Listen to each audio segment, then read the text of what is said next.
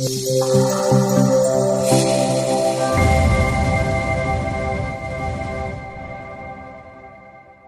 School के final exam होने वाले थे और मेरी तैयारी भी पूरी नहीं थी। तभी आलिया का कॉल आया।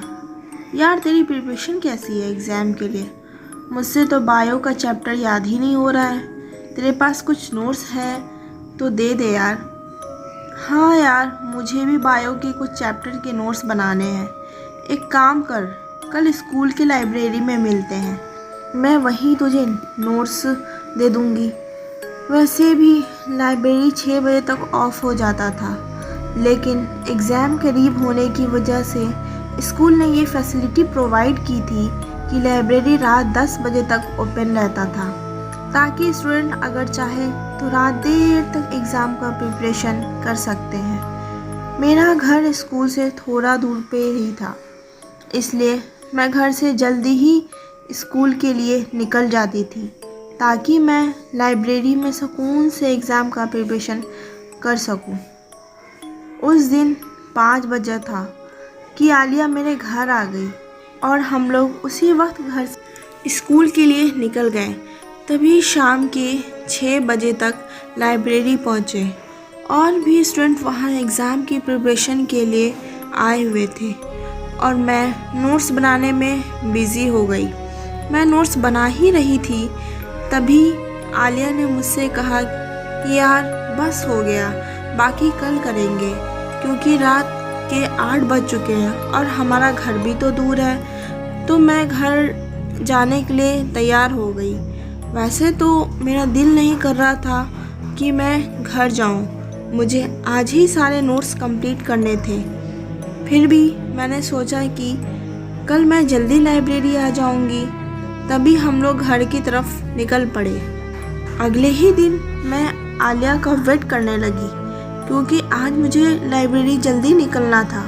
पर वेट करते करते शाम के 6 बज चुके थे और आलिया अभी तक नहीं आई थी। मैंने आलिया को कॉल किया तो उसका नंबर स्विच ऑफ आ रहा था। फिर मैं अकेले ही लाइब्रेरी के लिए निकल गई और 7 बजे तक लाइब्रेरी पहुंच गई। लाइब्रेरी पहुंचकर मुझे काफ़ी सुकून का एहसास हो रहा था, काफ़ी शांति थी।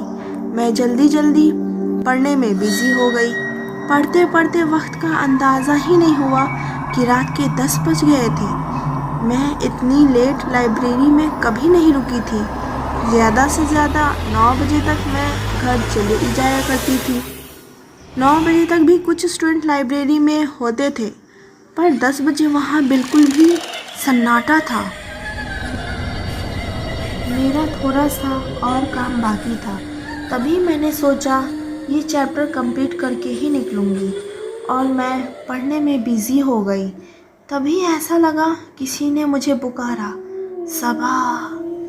मेरा पढ़ने से ध्यान टूट गया। फिर मैंने सोचा यहाँ तो कोई नहीं है। रात काफ़ी होने की वजह से मुझे वहम हो गया है। मैं भी ना, फिर मैं पढ़ने में बिज़ी हो गई। तभी लाइब्रेरी के बाहर अजीब से दौड़ने की आवाज़ सुनाई दी। नज़रअंदाज करते हुए मैं अपने काम में गुम हो गई। पढ़ते पढ़ते मैंने देखा रात के 11 बजने वाले थे। अब मैं थोड़ा सा घबराने लगी। रात काफ़ी ज़्यादा हो गई है, मैं अकेले हूँ। तभी लाइब्रेरी से निकलकर वॉशरूम फ्रेश होने के लिए चली गई। तभी मुझे किसी के पैर नज़र आ रहे थे। जब मैं वॉशरूम का डोर ओपन करने गई, तभी वहाँ कोई नहीं था। अब मैं पूरी तरह से डर चुकी थी। मैं फ़ौरन ही वहाँ से निकलने लगी। तभी लगा कोई मेरे पीछे आ रहा है। मैंने फ़ौरन ही पलटकर देखा तो वहाँ कोई नहीं था।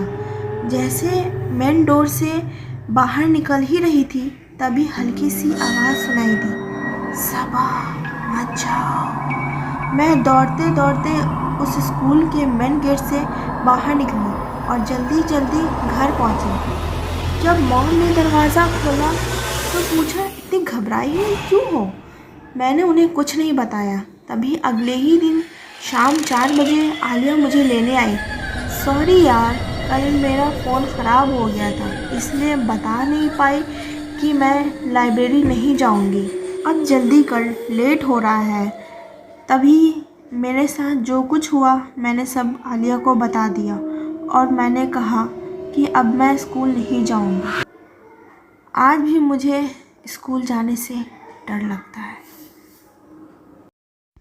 सो गाइस, कैसी लगी आपको ये हॉरर स्टोरी? अच्छी लगी हो तो प्लीज़ मेरे चैनल को सब्सक्राइब कर दीजिए एंड बगल में नोटिफिकेशन बेल होगा, उसे ज़रूर प्रेस करें एंड दूसरों को ज़रूर शेयर करें। एंड प्लीज़ मुझे नीचे कमेंट बॉक्स में ज़रूर बताएं कि आपको ये स्टोरी कैसी लगी। और स्टोरी आपको जाननी है तो प्लीज़ मुझे कमेंट करके बताइए कि आपको कैसी स्टोरी जाननी है।